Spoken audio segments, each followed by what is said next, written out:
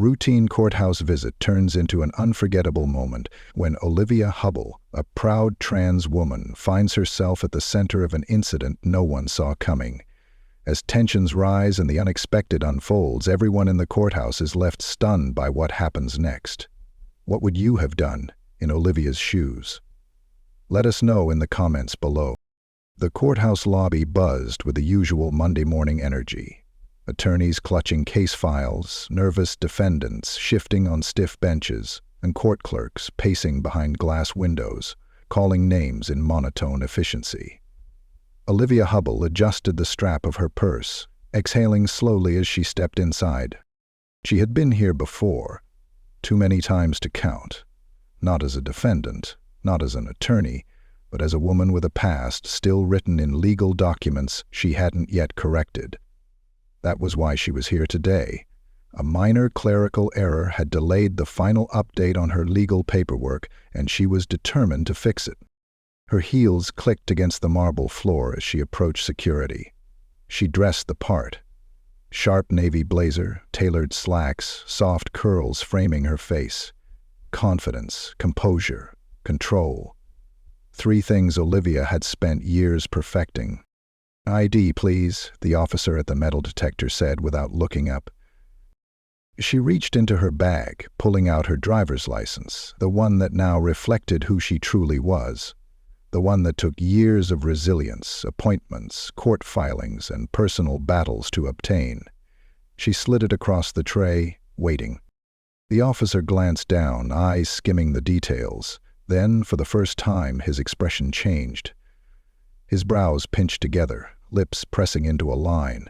He looked up at her, then back at the card. A flicker of recognition, or was it judgment? "Step aside for a moment," he said, voice devoid of emotion. Olivia's stomach tightened. "Is there a problem?" "You need to wait outside." The words came flat, unapologetic, automatic. Something inside Olivia flared. This wasn't a random security check. This wasn't about protocol. She knew the tone, the shift in body language, the slight pause before the words left his mouth. She had seen it before, in locker rooms, in dressing rooms, in doctors' offices where the energy changed the moment someone realized. She squared her shoulders. "Why?"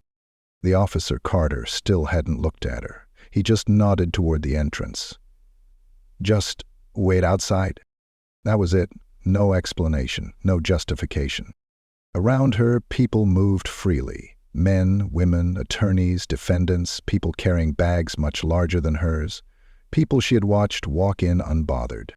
A man in a wrinkled suit walked past security, barely giving them a glance. A woman with a stroller was ushered through without so much as a pause. But Olivia? She was being told to stand outside. Heat rose in her chest, burning behind her ribs. Not this, not here.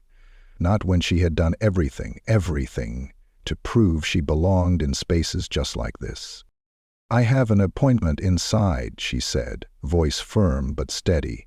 "I have a legal matter to attend to, and I have every right to be here." Carter finally looked at her. He had that expression, the one people wore when they thought they were dealing with a problem, not a person. "You can wait outside until someone calls you in," he repeated. A few heads turned. Olivia felt their eyes on her, some curious, some indifferent. She clenched her fists at her sides.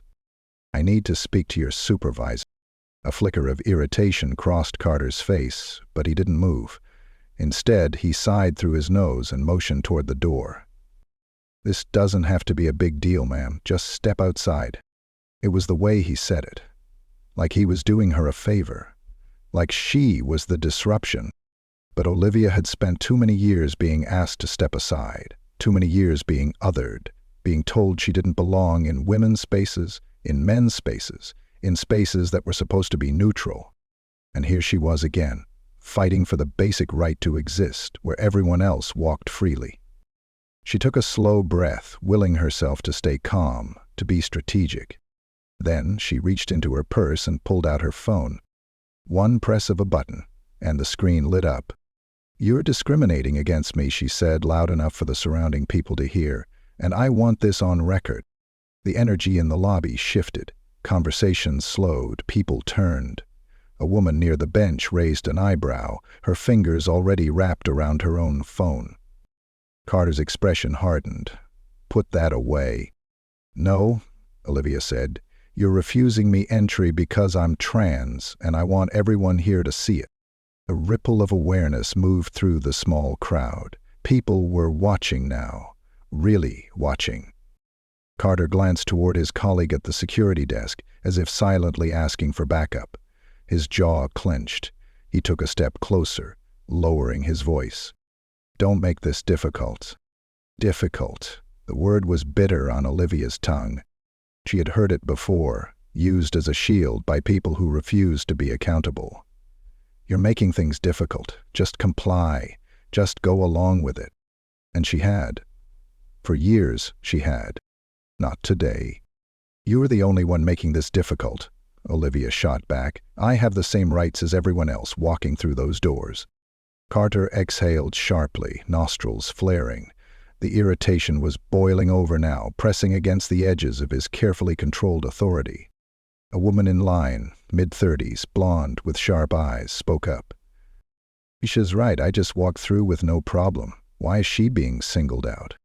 Carter's fingers twitched at his side. Another voice. Another witness. The shift in power was subtle but real. Olivia felt it. The control Carter thought he had over the situation was slipping through his fingers, and he knew it. The security desk phone rang.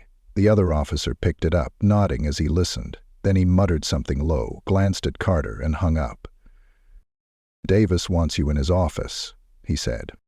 Carter's shoulders stiffened. The man sighed, then turned back to Olivia, his expression unreadable. "Stay here," he muttered, and walked away. Olivia didn't move. Her heart still pounded, adrenaline still humming in her veins, but she wasn't outside. She wasn't stepping aside. And that was the first victory. Olivia's hands were steady, but her heart still pounded. She kept her phone in her grip, screen glowing, camera ready. The moment Carter disappeared into the back office, the energy in the courthouse lobby shifted again. Conversations resumed, but they were different now. Muted, cautious, carrying the weight of what had just unfolded. She wasn't naive. She knew what had just happened. What always happened when someone in power realized they couldn't sweep something under the rug. The sudden retreat wasn't about admitting wrongdoing, it was about damage control. A woman, the same one who had spoken up earlier, moved closer. "That was absolute bullshit," she muttered. Olivia gave her a quick glance, measuring her tone. Not pity, good. She didn't need pity. "I appreciate you saying something," Olivia said, still keeping her voice level. The woman shook her head, her short blonde bob bouncing slightly. "Didn't say it for you, said it because it was wrong." Olivia didn't argue. That was fine. Intentions weren't always clean, but actions spoke louder. Another officer, this one younger, possibly new, sat stiffly behind the security desk. He kept sneaking glances toward Olivia like she was some kind of threat, like standing there demanding equal treatment was an act of aggression. She exhaled sharply through her nose. How many times had she seen that exact look? How many times had someone flinched when they heard her voice, when they saw her hands, when they noticed something about her they deemed off? A door creaked open across the lobby. A sharp, impatient voice cut through the air. "Ms. Hubble?" She turned. A broad-shouldered black man, likely in his early 50s, stood with his arms crossed. Officer Davis, the supervisor Carter had run off to.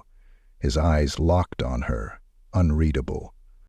"Come with me," he said, voice even. She followed, ignoring the way eyes trailed after her, ignoring the weight of every step against the marble floors. The door led to a small hallway, then a cramped office with walls that held framed commendations, not pictures. Olivia recognized the decor. Career men, the ones who built their entire identities around the job, had walls like this. Davis shut the door behind her, taking a seat at his desk. He didn't offer her a chair. That was intentional. She didn't sit. He leaned back, sizing her up.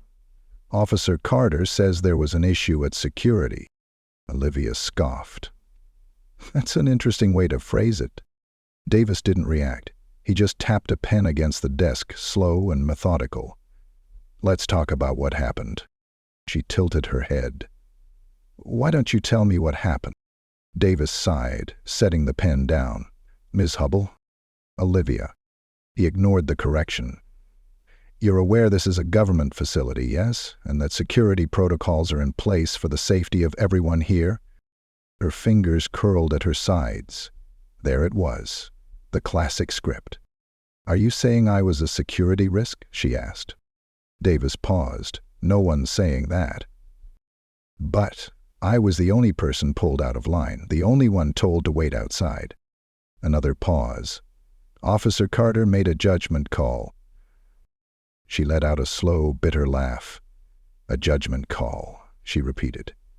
"Right, because my existence tends to require those, doesn't it?" Davis's jaw tensed, but his face remained neutral. Olivia had met men like him before, the type that didn't necessarily believe in discrimination, but wouldn't disrupt the status quo, the type who thought their silence made them neutral. "I understand this is upsetting," Davis said. Olivia snapped her gaze to him. "No, you don't." A flicker of something crossed his face. Annoyance. He leaned forward slightly. "Miss Hubble, I'm not here to argue with you. I'm here to find a solution." She folded her arms.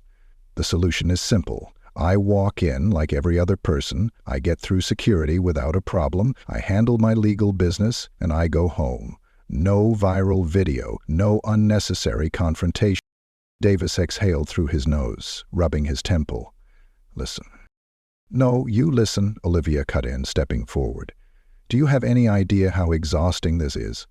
How many times people like me have to fight for something as basic as standing in a public building without being harassed?" Davis's brows pulled together slightly, but he didn't speak. "You don't get it," Olivia continued. "You don't get the weight of people staring at you, waiting for you to prove you belong. You don't get the humiliation of being stopped, questioned, treated like an inconvenience just for existing. And you definitely don't get what it's like to walk away from moments like this knowing nothing will change unless you make it change." Davis remained quiet. She exhaled, forcing her pulse to slow. "I'm not here to make a scene. I'm not here to fight. I just want the same treatment as every other citizen who walks into this courthouse." Davis drummed his fingers against the desk, processing. Finally, he spoke. "You're free to go in." Olivia blinked. He gestured toward the door. "You can proceed with your appointment, no more delays." That was it? A cold, bitter feeling curled in her stomach. Because he wasn't admitting fault. He wasn't acknowledging what had really happened. He was just avoiding escalation. And that wasn't the same as justice. She swallowed, forcing her face into something neutral. "Thank you," she said, voice clipped. Davis nodded. "For what it's worth, I'll have a talk with Carter." She gave him a flat look. "Do that." Then, without another word, she turned, walking out of the office. The moment she stepped back into the lobby, she felt the shift again. The way the whispers stopped for a beat before people pretended they weren't watching. Carter was back at his post, jaw set, avoiding her gaze. She kept her head high, kept her steps measured, kept her hands steady even as her chest tightened with the familiar, exhausting feeling of victory that still felt like loss. As she finally walked past security, freely this time, she could feel the weight of every step. Not just for her, but for every trans person who had ever been told to step aside. For every moment like this that had happened before, unnoticed, unchecked. And for the simple fact that this time, someone had noticed. And maybe, just maybe, that was enough to start something bigger. Olivia didn't breathe until she was through security. The checkpoint was behind her now, but the weight in her chest remained, heavy and unmoving. She adjusted her blazer, rolling her shoulders back, reminding herself she was still here. She had fought for this moment, this right, and she wasn't about to let them see even a flicker of weakness. The courthouse hallway stretched in front of her, lined with dull gray benches and people waiting for their turn with the legal system. A necessary evil, that's what she had called it. Another hoop to jump through, another step in a life spent proving, always proving, that she deserved what others received without question. But this wasn't just another hurdle. This wasn't just paperwork. This was a reminder. A reminder that no matter how well she dressed, no matter how many legal documents carried her name, no matter how much she blended or didn't blend, someone somewhere would always believe they had the right to push her back. Not today. She pulled out her phone, her fingers moving on instinct. The video was already uploading. The moment Carter had told her to step outside, the way he had dismissed her like she wasn't worth an explanation, the way the blonde woman had spoken up, adding credibility to Olivia's own words. Because the world, no matter how progressive it claimed to be, still responded faster when a cisgender person backed you up. It didn't take long. Within minutes, the notifications started. Comments, retweets, tags. Why is this still happening? This is disgusting. Why was she singled out? She's literally just trying to enter a courthouse. Name and badge number. We need accountability. Olivia clenched her jaw, her pulse picking up, not from nerves, but from familiarity. She had seen this before, felt this before. The digital world was quick to react, but that didn't mean justice would follow. It didn't mean Carter would lose his job. It didn't mean Davis would issue a real apology. But it meant people were watching now. It meant she wasn't alone. Miss Hubble? The voice snapped her attention forward. A man stood by the clerk's desk, shifting through a stack of documents. Tall, sharp-jawed, suit a little too crisp. Mark Reynolds, her lawyer. Olivia tucked her phone away. Sorry, got held up at security. Mark's expression didn't change. Yeah, I heard. Her stomach dipped slightly. Mark was good at his job, but he wasn't warm. He wasn't the type to ask if she was okay. And he sure as hell wasn't the type to make small talk. But she caught the flicker of something in his eyes. A calculation. You're trending. The words hit harder than they should have. Olivia straightened. Already? Mark nodded, sliding a form across the counter for her to sign. You hit 20,000 views in under 10 minutes. Give it another hour and someone's writing an article about it. A strange mix of satisfaction and exhaustion settled into her bones. She had wanted visibility, but visibility was a double-edged sword. It's not just a courthouse thing anymore, Olivia, Mark added. This is getting traction, which means people are going to pick sides. They always did. She took the pen he offered, scrawling her signature where needed. Let them. Mark didn't argue. He never did. Instead, he gathered the paperwork, handed it off to the clerk, and motioned for Olivia to follow him toward the courtroom. She walked beside him, keeping her chin high, her steps steady, but her mind raced. The notification count was still rising. This is why we still need trans rights protections, because this keeps happening. If this were a cis woman, would security have treated her the same? And then, inevitably, this is just another case of someone looking for attention.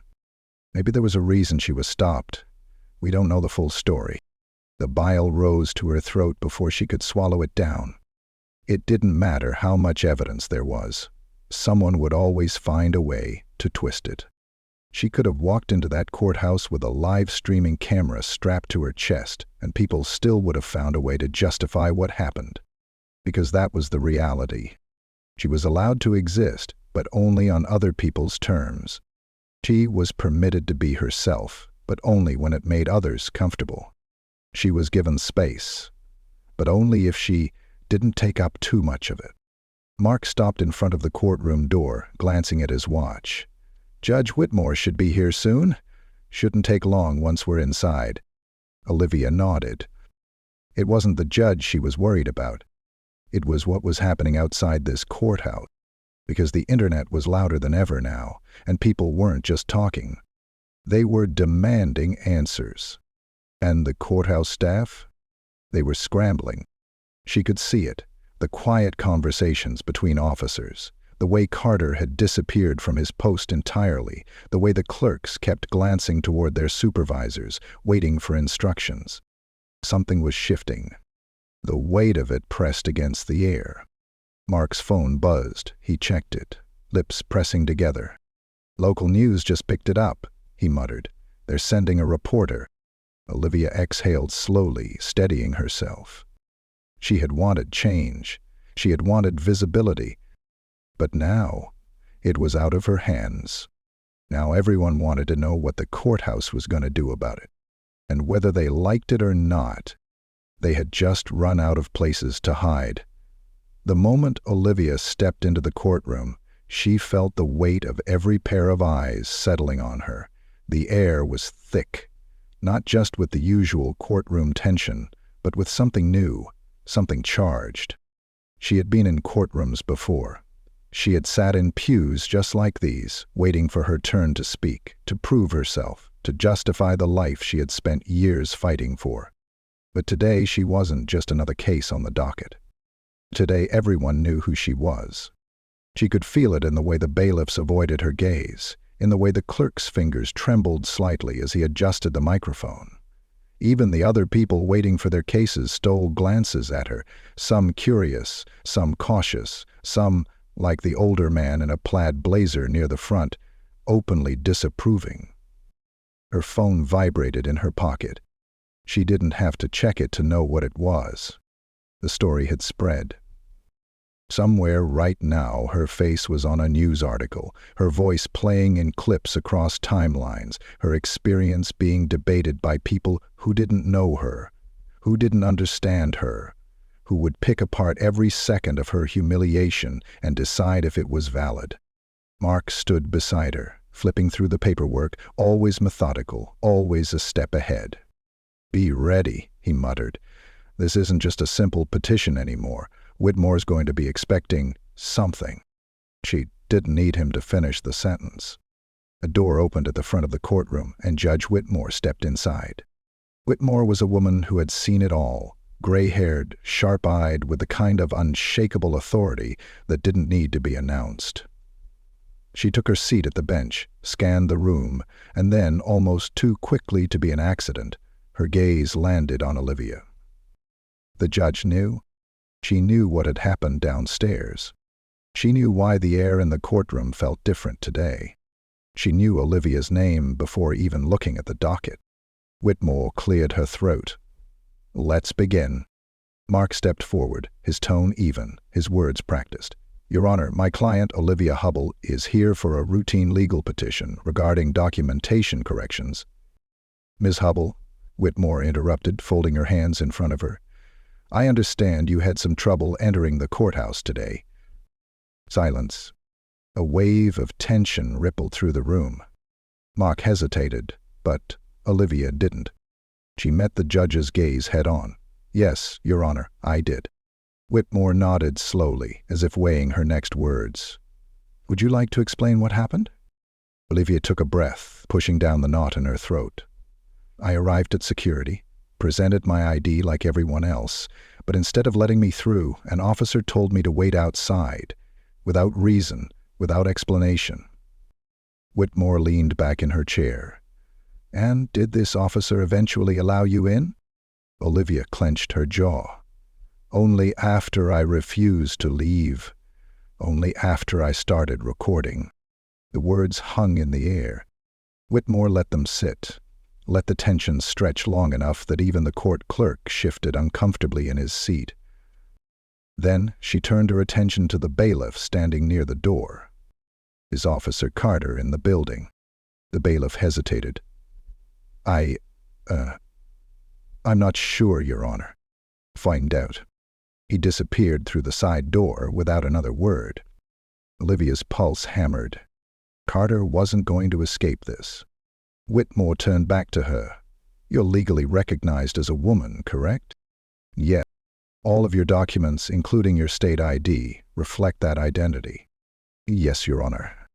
Then I see no legal reason why you should have been asked to wait outside. It should have been a victory. It should have felt like a win. But instead, Olivia felt her hands ball into fists at her sides. Because she already knew that. She knew it when she was standing outside. She knew it when Carter smirked at her, knowing she couldn't stop him. She knew it when Davis called it a misunderstanding, instead of what it was, discrimination. The door swung open again, the bailiff returned, and behind him, Officer Carter. His face was set, but Olivia could see the flicker of discomfort in his jaw, in the way his fingers twitched at his sides. Officer Carter, Whitmore addressed him, approached the bench. He did, slowly. Whitmore gestured toward Olivia. Do you recognize this woman? Carter barely flicked his gaze in Olivia's direction. Yes, Your Honor. And can you explain why she was denied entry into this building? Carter hesitated. The entire courtroom was watching him now. His face twitched. He felt the pressure. He wasn't behind a security desk anymore, wasn't surrounded by bored co-workers who wouldn't question his authority. I was following protocol, he said stiffly. Whitmore's eyes didn't change, but her tone sharpened. Whose protocol? Another pause. Carter's jaw tightened. There were concerns. Concerns about what? He faltered, just for a second. Just enough for the lie to unravel. He had nothing. He knew it. Everyone in the courtroom knew it. Olivia forced herself to stay quiet, to keep her breathing steady. Whitmore exhaled through her nose. Officer Carter, this courthouse does not discriminate based on gender identity. If Miss Hubble had the proper identification, there was no legal reason to deny her entry. Carter's face darkened, but he didn't respond. Whitmore turned to the bailiff. Escort Officer Carter out of the courtroom. I will be speaking to courthouse security about this incident personally. A murmur spread through the room. The bailiff stepped forward, and Carter, jaw clenched, had no choice but to turn and walk out. The sound of the doors closing behind him was louder than it should have been. Whitmore refocused. Ms. Hubble, let's finalize your petition. Mark nudged her, but Olivia barely moved, because she had won. Not just for herself, but for every other trans person who had been stopped, humiliated, pushed aside. For every one of them who had to fight for something that should have been simple. And this time, someone had listened. The courtroom doors shut behind Officer Carter, but the weight of what had just happened didn't leave with him. It lingered in the air, heavy, undeniable. Olivia felt it settle into the room, into the way people sat a little straighter, into the way conversations dropped to hushed murmurs. She wasn't sure what she had expected to happen today, but this was bigger than she'd thought. Mark nudged her shoulder. You good? She swallowed, forcing her breath to even out. Yeah. It wasn't entirely a lie. Whitmore shifted in her chair, the authority in her presence unshaken as she glanced down at the stack of documents in front of her. Now that we've handled that, let's finalize your petition. It should have felt routine. It should have felt simple. It wasn't. Not after what had just unfolded. Not after her name was everywhere. She nodded, stepping forward as Mark spoke, walking the judge through the necessary paperwork. The questions were straightforward, the legal formalities swift, but Olivia barely registered them. Her mind was somewhere else, somewhere outside this courtroom, where the world was still talking. Her phone buzzed inside her pocket. Again. Notifications stacking on top of each other like bricks, like proof that what happened today mattered. Whitmore signed the final page with a sharp flick of her pen. Your petition is granted. Your documents will be updated accordingly. It was done. Her name, the one she chose, the one she fought for, the one that belonged to her, not the one assigned to her by a world that refused to see her for who she was now legally, permanently, undeniably hers. She let out a slow breath. Thank you, Your Honor, she said, voice steady. Whitmore held her gaze for a long moment before giving a small, almost imperceptible nod. Then, just like that, it was over. Mark gathered his papers, slipping them into his folder with the efficiency of someone who had done this 1,000 times. But Olivia knew this wasn't like any other case he had worked before, because this wasn't just about legal documents anymore. This was a story now, a moment that had unraveled inside a courtroom, caught the attention of strangers, and spread beyond these four walls. She followed Mark out of the room, feeling the shift again, the way people watched, the way whispers started the second her back was turned. The moment they stepped into the hallway, Mark sighed. "Brace yourself." For a second, she didn't understand. Then she looked up. A crowd had formed. Reporters, strangers, people who weren't there when she first arrived but were here now, waiting, watching. Her stomach clenched. Mark exhaled through his nose. Yeah, that's what happens when you go viral in real time. She wasn't ready for this. But she had no choice. One of the reporters, a woman in a navy blazer, microphone in hand, stepped forward first. "Miss Hubble, do you have a moment?" Olivia hesitated. She could walk away. She could disappear through the courthouse exit, get in her car, go home, pretend the world wasn't on fire over her existence. But then she thought about Carter. She thought about the way he looked at her, the way he thought he could just make her disappear. She thought about every trans person watching this unfold, waiting to see if she would shrink back or stand firm. She squared her shoulders. "Yeah," she said. "I do." The reporter lifted the mic. "You've become the center of a social media firestorm today after being denied entry into this courthouse by security. Can you tell us how you're feeling right now?" How was she feeling? Exhausted, infuriated, vindicated. "Honestly," Olivia exhaled, "I shouldn't have had to fight just to be here today, but I did. And I'm standing here now, not because someone gave me permission, but because I refuse to leave." The reporter nodded. "Do you believe this incident speaks to a larger issue?" Olivia almost laughed. "Of course it does." She lifted her chin. "This isn't new. This isn't just about me. Trans people face discrimination like this every single day, in courthouses, in hospitals, in bathrooms, in job interviews. The only difference today? People saw it happen. More questions were hurled at her. Do you plan to take legal action? What do you think should happen to Officer Carter? What would you say to people who don't believe gender identity should matter in legal spaces? She answered some, dodged others. But the most important thing was, this wasn't going away. She had made sure of that. By the time she finally pulled away from the cameras, her head was pounding. She barely registered the way Mark guided her toward the exit, toward the steps outside the courthouse, where the sky had turned a deep, bruised blue. "You handled that well," Mark muttered. She scoffed. "I handled that because I had to." Mark didn't argue. He never did. Her phone buzzed again. She pulled it out, expecting more news alerts, more mentions, more chaos. But instead, there was a message. A name she didn't recognize. A simple sentence. "Thank you for standing up, for all of us." She stared at it for a long time. Then another message appeared. And another. People reaching out. People who had been in her shoes before.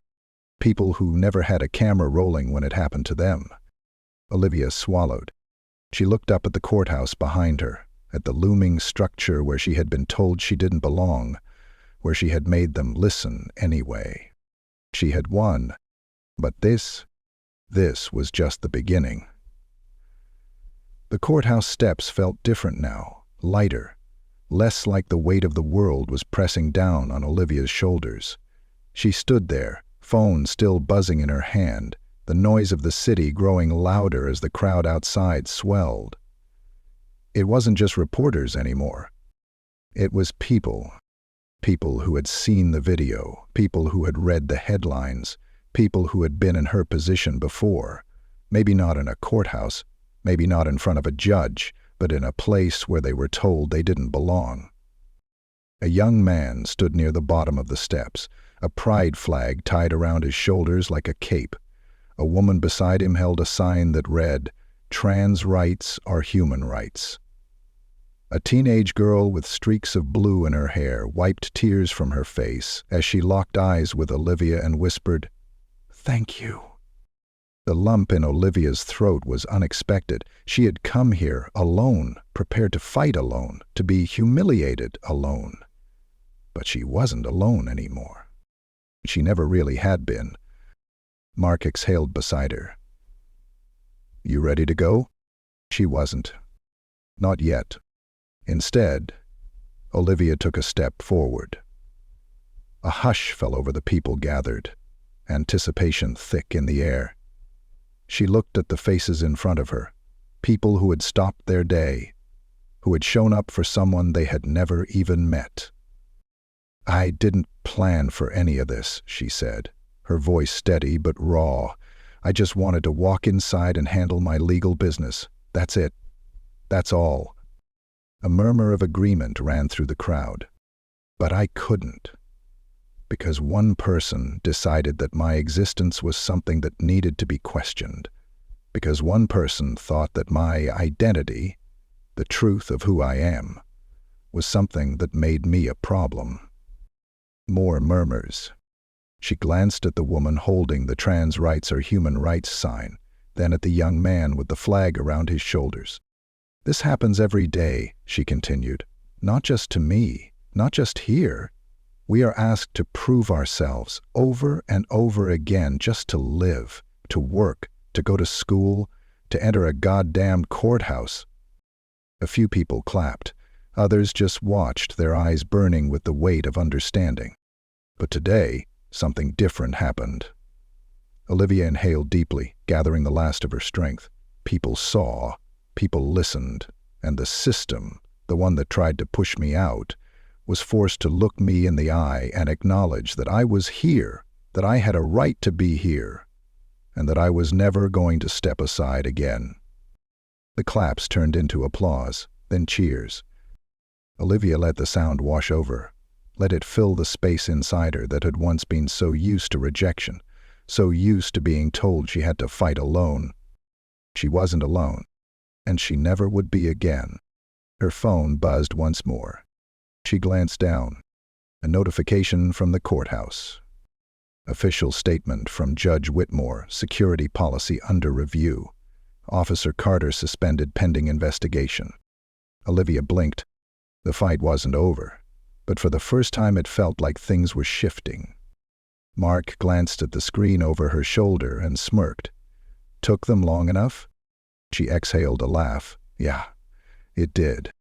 Another reporter approached, mic in hand. "Ms. Hubble, what's next for you?" What was next? The old Olivia. The one who just wanted to handle her paperwork and go home.